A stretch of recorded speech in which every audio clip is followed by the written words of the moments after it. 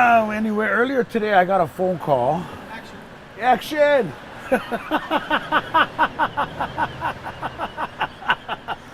That's the fact. Locals, bro. What can you do? Locals. Action! Anyway, so earlier today I got a phone call from a guy, and his name is Roland.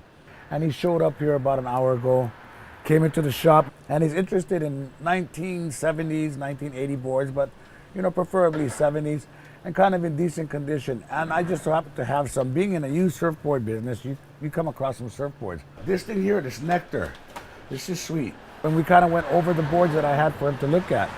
And he looked at them, gave him a look over, and he was interested in a couple. But more than anything, we had a little conversation about boards, history of boards, how to collect boards, how to find boards, how to display boards. Even my lightning boards at the house, they've had repairs on them. Yeah. My Rich Par, my lightning bolt, my Buddy Dumfies, all of them have work on them. They all have been used. Yeah. Nothing is coming out like super pristine. Yeah. You can't expect that in Hawaii. Boards being rigged. Yeah, and that's what they like. Yeah. They'll tell you they love to be in the water. Yeah. If anything, they'd rather go in the water than on the wall.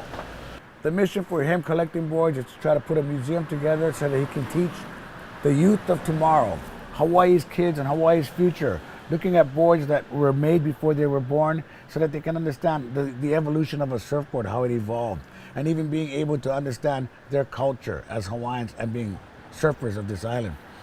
Okay, bro, this is going to a good home. All right. Going to a good home, baby. I'm gonna hit the surf. He purchased a couple boards for me that were nice and decent shape, and I think in the future, people will look at these boards and it will be education. It'll perpetuate Hawaii and the surfing industry in Hawaii. Okay. Let me go inside. All right, and man. take it. All right. Thanks. Nice meeting you. Thank you too. Nice meeting you. Okay. Aloha. I collected all kinds of boards from all over different parts of the island, from all kinds of different people. And everybody's got a story with their board. So when you go to buy it, there's what I call board's actual value, and there's also what I call emotional value. And emotional value has no value when you're the one buying the board.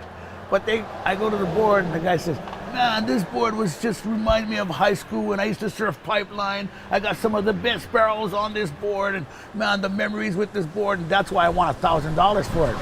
And you say, hey buddy, the board's really only worth $200 to $300 because that's the value of the board. This emotional value that you add on, this $700, is because it gave you great memories, great rides and everything. But unfortunately, I don't pay for emotional value. So that to me is pretty funny when someone wants to share the stories. It's great to hear the story, but then they also try to add a price onto the story. And that's where they try to think that, okay, it's worth that much because I rode it at pipeline. So that's funny when you go to buy boards. When you sell boards, you want to get right down to it. Why are you selling it? Why are you buying it? Who is it for? What do you plan on doing with it? And this guy had a really good cause for the future of Hawaii and the kids of Hawaii.